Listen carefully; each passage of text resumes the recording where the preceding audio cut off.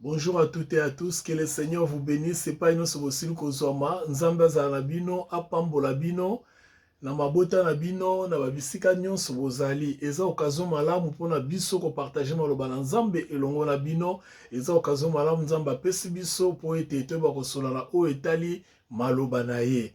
Merci na confiance bozali kopesa biso d'étude to banda elongo na bino.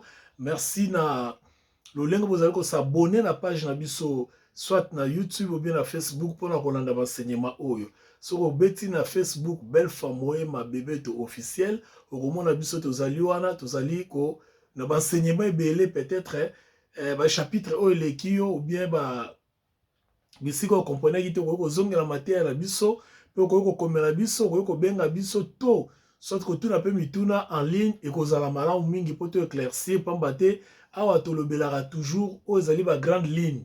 Parce que tant penze eza mokie yango to se limitaka na kolobaka oyo ezali ba ligne ba grande ligne quoi d'une manière générale, mais ba détail mosusu okoki kobenga biso en privé to po koki kokomela biso ensemble tokoyeba toujours ndenge nini tokoki ko s'exprimer kola pambola bino. Alors sans plus tarder tokoyeba kokumisa nzambe mpona moment oyo tozwi koyeba kotika wana maboko na nzambe.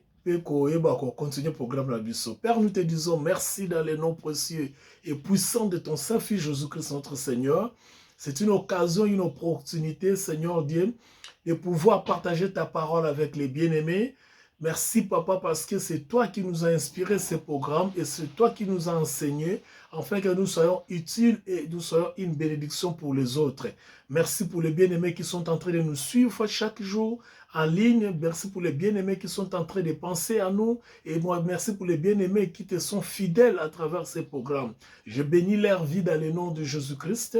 Je bénis leurs activités, leurs familles. Je demande ta grâce dans leurs activités, dans leurs plans, dans leurs projets, dans leur santé, Seigneur, dans le nom de Jésus. Ceux qui ne peuvent pas accomplir par eux-mêmes, Seigneur, que ta grâce puisse les localiser, afin que, Seigneur, ensemble, nous puissions bénéficier de ce bonheur qu'il nous apporte ta grâce. Merci dans le nom de Jésus que nous avons ainsi prié. Amen. Bien-aimés, les autres temps dans l'Acte des Apôtres, chapitre 10, verset 1 à 5, tu as sauté. Après, tu as verset 9, 17. Acte des Apôtres, et tu as ça. Alors, Acte des Apôtres, chapitre 10, tu as verset 1 à 5. La parole du Seigneur dit, il y avait à Césarée un homme nommé Corneille, centenier de la cohorte dite italienne. Cet homme était pieux et craignait Dieu avec toute sa maison. Il faisait beaucoup d'aumônes aux pauvres, au peuple, et priait Dieu continuellement. Vers la 9e heure du jour, il vit clairement dans une vision un ange de Dieu qui entra chez lui et qui lui dit « Corneille », le ange a benguié. Les regards fixés sur lui et saisi d'effroi, il répondit « Où est-ce qui est Seigneur ?» Et l'ange lui dit « Tes prières et tes aumônes sont montées devant Dieu et il s'en est souvenu. Envoie maintenant des hommes à Jopé et fais venir Simon, surnommé Pierre. » Ça, c'est la vision que Corneille a eu komona nenge ange abimela qui est clairement à monaki. Donc, continuons la lecture de Bisso à partir du verset 9 à 17. Verset 9. Le lendemain, comme ils étaient en route et qu'ils approchaient de la ville, Pierre monta sur le toit vers la 6e heure pour prier. Et il eut faim et il voulut manger. Pendant que lui préparait à manger, il tomba en extase. Il vit le ciel ouvert et un objet semblable à une grande nappe attachée par les 4 coins qui descendait et s'abaissait vers la terre. et où il trouvait tous les quadrupèdes et les reptiles et la terre et les oiseaux, les reptiles de la terre, pardon, et les oiseaux du ciel. Et une voix lui dit, lève-toi Pierre, tue et mange. Mais Pierre dit, non Seigneur, car je n'ai jamais rien mangé de souillé et d'impur. Verset 15, et pour la seconde fois, la voix se fit encore entendre à lui, ce que Dieu a déclaré pur, ne les regarde pas comme souillés. Verset 16, cela arriva jusqu'à 3 fois. Et aussitôt après, l'objet fut retiré dans le ciel. Tandis que Pierre ne savait en lui-même que penser du sens de la vision qu'il avait eue. Voici les hommes envoyés par Corneille étant informés de la maison de Simon, se présentèrent à la porte et ils demandèrent à haute voix. C'était là où logeait Simon surnommé Pierre. Et comme Pierre était à réfléchir sur la vision, l'Esprit lui dit, voici 3 hommes te demandent. La parole du Seigneur. Alléluia. Alors, l'expérience de Pierre. L'expérience de Pierre, c'est ce que nous allons expliquer. Mais avant cela, il faut toujours te récapituler. C'est-à-dire, tozonga, tomeka ko expliquer de quoi il s'agit. Awa, tozali na étude sur les 7 dispensations. Bandeko balandaka biso wute bandeli, bakoki ko comprendre ba dispensation zani tozana tant ko définir te. Soko zana besoin ba mingi kende na page na biso o ezali ya YouTube bakoma Belfa Moema Bebeto officiel. Okomona étude nyonso wuta to bandaki yango na 2021 ti lelo eza na kati wana pe okoyeba ko comprendre. Pe yeba ko s'abonner, yeba pe ko faire abonner bandeko mususu. Donc tozali une étude de cette dispensation au tobenga rango ba période de temps parce que chaque temps est une période nango. Chaque époque a une période nango. Au fait la dispensation est une partie à cours tobenga eschatologie, c'est-à-dire étude du temps par rapport à la parole du Seigneur. Alors, na kati ba dispensation to mona ki a liboso ya mibale ti to comme lelo na 6e. 6e dispensation est dispensation de l'église. De l'église, l'âge de l'église, ou bien l'âge du Saint-Esprit, ou bien la dispensation du Saint-Esprit. Et c'est très différent de la dispensation nyonso est précédente qui est le cas qui est bosso. Auto monaki les 5 premières, auto monaki na auto zanango le 6e, elles totalement différentes na nyonso. Parce que la fonctionnalité nango, l'existence nango, même na suka la ondenge ko suka, eza différent. Même makambo ko le kalakati eza totalement différent. Donc voilà la raison pour laquelle to lingaka ko expliquer bino makambo. Alors, et comme à un moment moko to expliquer que la fois passée to mona qui appelle l'apôtre Paul, oyo azalaki Yuda, mon Yuda monene bien formé, bien préparé, nande azalaki ko persécuter église, pe nandenge ayaki susuko kota na makambo na nzambe po akoma lokola pilier de l'église par rapport ya message. Donc premier apôtre o ayaki na message o comprenait ki message ne nzambe révéla ki est. Mais lelo to komona apôtre Pierre. Apôtre Pierre azanani, apôtre Pierre azali disciple o ayaki leader ya ba disciple to pe mokolo to mokambi ya ba disciple nyonso ya kolo Yesu Christ. Azalaki très proche na kolo Yesu Christ. Bo conversion na ndenge azalaki, lui il était pécheur donc azali koloba bambisi mais nzambe abengaki nkolo abengaki alanda ye po koma koloba bato toyebi histoire faute de temps moi to rappela ngo eza te mais toyebi biso nyonso histoire à Pierre vie à Pierre eza beaucoup plus marqué na ba contact na Seigneur azalaki moto alingaki Seigneur tellement mingi mais azalaki un peu na ba difficulté à comprendre makambo Seigneur azalaki koyebisa ye. Alors, azale kozala mutu mo neti so kola lobili kamboya a telemele yango. Kola lobili kamboya a telemele yango. Tout simplement parce que azale ko comprendre te. Yango même qui a une expérience ya liboso ya munene o azale ki awangani kolo de kolo akokai koloba pe ayabi ko se repentir. Et l'homme surtout ko retenir pas Pierre ezali ete Pierre azali moto oyo promesse ya église. Et puis ça ici l'église, quand je parle de l'église, promesse l'église, ezali dans Matthieu chapitre 16 verset 18. Ezali par rapport à l'église locale, pas par rapport à la dispensation de l'église, pas par rapport à l'âge de l'église. Parce que l'âge de l'église, ezali âge oyo, et bandaki wuta mokolo, ya Pentecôte. Qui non lelo toza na âge de l'église, oyo kozwa fin, na retour, na second retour, il y a notre Seigneur Jésus-Christ. Le période où on est dans l'âge de l'église. Il y a une dispensation de l'église. Wuta mokolo Pentecôte, na acte des apôtres, chapitre 2, kino mokolo oyo kolo yesu akoyeba kozonga wana ezali période ya église mais na kati ya période wana yai batu oyo bajouaki ba rôle majeur ba rôle oyo po ete message ezala ancré to pe evanda na kati ya batu moto asalaki mosala makasi ezali apôtre Pierre Paul oyo tomonaki la fois passée parce que nzambe arevelaki ye message oyo contrairement à Pierre mais Pierre peut jouaki rôle moko très important yango nde tokoyeba komona lelo. Qu'est-ce qui s'est passé dans Actes des Apôtres chapitre 10? Pierre azalaki moto oyo, contrairement à Paul. Paul azalaki moto a outi na école ya makambo bonzambe. Lelo toko benga théologien. Mais na époque wana azalaki ba théologien te, bazalaki ba théologien te, bazalaki bato babima na école ya Gamaliel. Gamaliel azalaki docteur de la loi. Docteur de la loi donc tozalaki benga lokwa ba légaliste.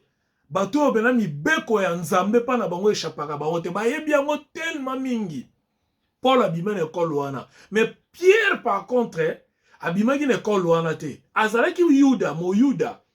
Donc juif né tolobaka, mais abimaki na école te parce que lui il était pêcheur. Donc azalaki ne paysan, un simple citoyen juif. O azalaki pe ko tosa mibeko ya ba Yuda. Ou pas que selon le principe de Yuda, parce que vous allez vous rappeler que moi, je suis botami et pas à Yuda, à l'âge de 12 ans, à Yebi déjà le Torah. Le Torah, c'est les 5 livres de Moïse. Genèse, Exode, Nombre, Lévitique, na Deutéronome. Le livre, on a dit que Torah. Donc Pierre a yebaki na yango, mais azaki na mosala na yo azaki lokolo bambisi. Kino mokolo nkolo ayeko benga ya koma disciple nde akomaki kotambola elongo na nkolo.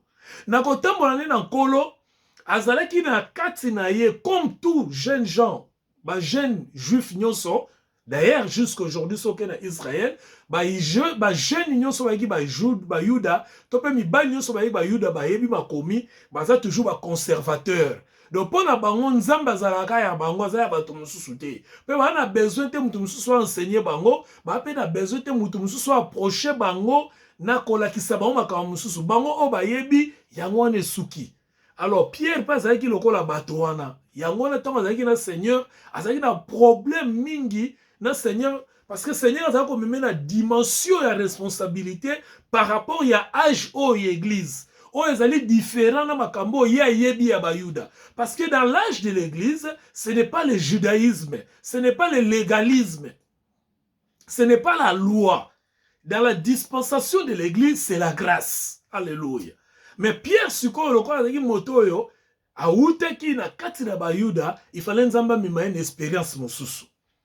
Parce que azaleki moto il fallait le corps la pilier. Vous allez vous rappeler dans Matthieu chapitre 16, il y a des piliers église, on appelle ça qui promesse que sur toi Pierre je bâtirai mon église et les portes de séjour des morts ne prévaudront point contre elle. Donc yondem to la pilier. Alors le col à pilier, même apôtre Paul a reconnaître que Pierre le col à pilier. Alors le col à pilier, il fallait nzamba me mettre une expérience mususu pour alongola hypocrisie ya kiboyuda na tango oyo.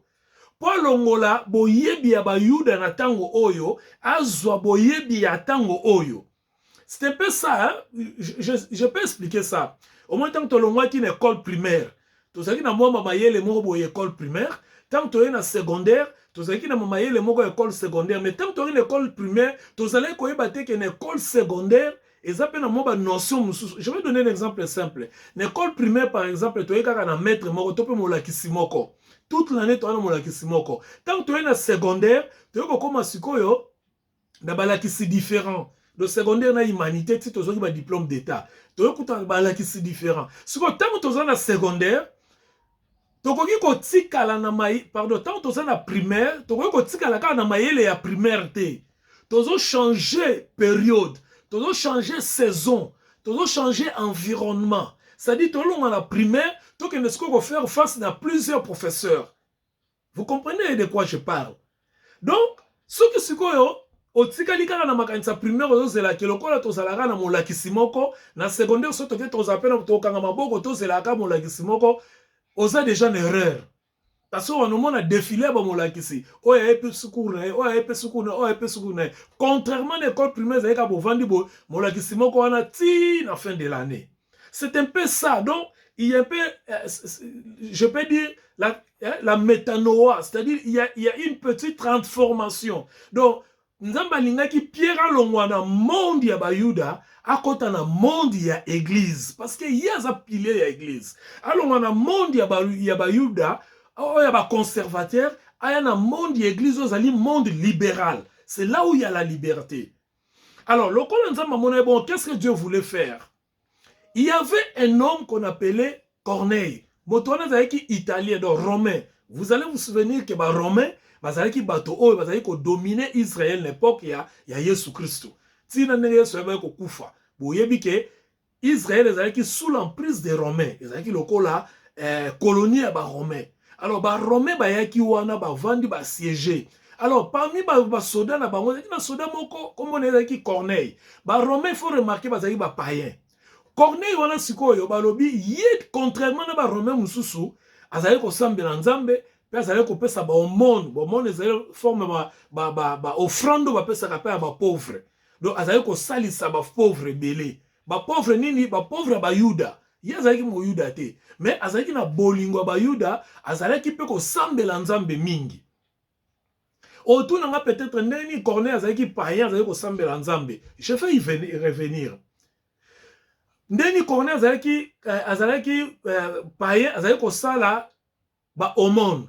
Au fait, Corneille azalaki païen, mais ayebaki ko comprendre culture ya ba Yuda. Na kata culture ba Yuda azalaki ko sala malamu pe ko yeba ko sambela nzambe. Lokola ayebaki culture wana alingaki yango akotaki na kata culture wana. Cela ne lui faisait pas d'office comme né de nouveau. Parce qu'il y a une différence entre quelqu'un qui prie, quelqu'un qui donne les offrandes, quelqu'un qui donne les aumônes et quelqu'un qui est né de nouveau. C'est totalement différent. Alors, il n'était pas né de nouveau, mais Azaki Motoazo Sarakaka Malam. C'est comme aujourd'hui, il y a des gens qui font le bien. Bazé Belé la Mokili. Et ça, il y a des gens qui prient. Mais Baza né de nouveauté. Maintenant, qu'est-ce qui s'est passé? Il n'était pas sauvé. Il ne faut pas que ça la confusion. Corneille n'était pas sauvé. Alors, Dieu voulait le sauver à cause. Il y a comme on a que Motoyo, Azali ko s'approcher Nangai. Mais finalement, il y a un principe dans le lobby. Parce qu'une chose avec Dieu, Dieu ne viole pas ses principes. Alors, qu'est-ce qu'il fallait faire? Nzambe a eu une exception à Kanaye, azuka ka Kanaye, kamoko exception, pour enseigner Pierre, oyo yenzamba lingaki lokola pilier et église. Parce que Pierre a salé qu'on comprenne ma kambouté. D'ailleurs, vous allez voir, bon, on va tout le monde en plus tard. Alors, Corneille, on a joué, moi, à Sambela, dans la 9e heure, a eu vision. La vision, on a harmonie. Ma kambouébélé, la carte vision. La vision, est très important. Au-delà de tout temps, dans l'arbre des apôtres. Vision, pour la pierre, est très important. Puis, Nzamba se révélé, ange abimela qui est, à Bengie, à Sololinaye, à Ibsa, à Bitinda, à Jopé, à Kendeba Benga, Pierre, à Simon Pierre, Aya Awa, Yende, à Royebso Makambo, Kosala. De l'autre côté, on a particularité oyo. De l'autre côté, nous ne sommes pas tindi le sous dans vision. Pierre oazale ko sambela, bazolambela biloko kolia, pendant que bazolambela zozela kolia, azui azabandi ko sambela, aye ko koya extase, c'est-à-dire à côté na dimension mususu, ya lo sambo oyo permettre epé azwa vision. Amona ke nat moko bo nap dans lokola moni tozo ka elamba dra, hein, dra moko zo kitarase. basi batacha on a 4 coins drap wana ntango ezokita biloko eza na kati biloko ya salite ba quadrupede bamiselekete banyoka babiloko ya ndenge na ndenge oyo ezalaki interdit epai ya bayuda mpo bayeba kolia yango sikoyo na ndoto wana bazoyebisa ye lia biloko bayebisi ye 3 fois ye azoboya alobi na coutume na biso na tradition na biso toliaka biloko oyo te nzambe sikoyo ayebisa babi oyo nga na déclaré pur parce que ye azoba toliaka yango te mpo ezali impur mpo ezali suye selon lévitique baloi lévitique ezali suye bakoki kolia yango te mais nzambe ayebisi ye na ndoto wana babi oyo nga na déclaré pur yo ko déclaré yango impur te oyo nga na déclaré yango pur yo koloba te eza suye ti Pierre akomprenaki vision wana te mbala moko alamuki amoni mbala moko bato baye kobenga ye mpona koyebisa ye ke bazoluka yo bato misato vision ye amonaki ezalaki 3 fois bazoyebisa ye en plus vision amonaki ezalaki nappe donc drap moko baattaché yango na 4 coins qui représentait les 4 coins du monde nappe wana ezalaki koreprésenter le monde et biloko oyo ezalaki na kati ya nappe wana babiloko oyo ezalaki kobenga impur lokola banyoka bamiselekete bamagorodo biloko oyo ezalaki kobenga impur ezalaki koreprésenter bapeuple ya monde donc c'est-à-dire la dispensation de l'église. Au fait, dans cette vision-là symbolique, on parle de la dispensation de l'église. C'est un moment où ekosangisa na bato malamu, na bato mabe, na bato na kanda, na bato na lokuta, bango nyonso bakosangana na âge oyo pour former ce qu'on appelle l'église. Mais Pierre a comprendre la vision wana te. Voilà la raison pour laquelle Nzambe apesa ki vision wana, pambate Nzambe se azoki moto moko azaki impur na kombo ya Corneille pour à côté c'est na kati na église. De l'autre côté Pierre a comprendre que oyo nga na kanisaka ndenge nga na zwelaka makambu eza ndenge wana te, il fallait na zwelaka makambu ndenge Nzambe azwelaka makambu. C'est l'erreur que nous sommes en train de commettre et ça n'a pas concept, to pe perception moko tozanango na kati na église ya Seigneur contraires qui sont contraires na ndenge Nzambe moko alingaka. Donc au fait il y a des choses au biso to kanzaka za bongo. Alors qu'en réalité par rapport à Nzambe za bongo te Nzambe alibiso to opérer na dimension en connaissance na ye. Il y a des connaissances que nous avons, nous croyons qu'il fallait opérer par rapport à la connaissance. Alors qu'en réalité, Dieu veut que nous opérons par rapport à ces connaissances. Parce qu'il y a multiforme. Alors, si on se borne à la connaissance, mon corps, bien aimé dans le Seigneur, aux en erreur. Parce que, au Kokuta Maramsu, Mouninga Zali Kosala na ministère, Mouninga Zali Kosala na âge Oyo, au Koyeba ko juger, au Koyeba ko condamner. Alors qu'en réalité, Makamboya Kosala, l'homme Zali, par rapport, ya Nzambe a signé à Sala. Mais pas par rapport à la doctrine. J'espère que nous comprenons.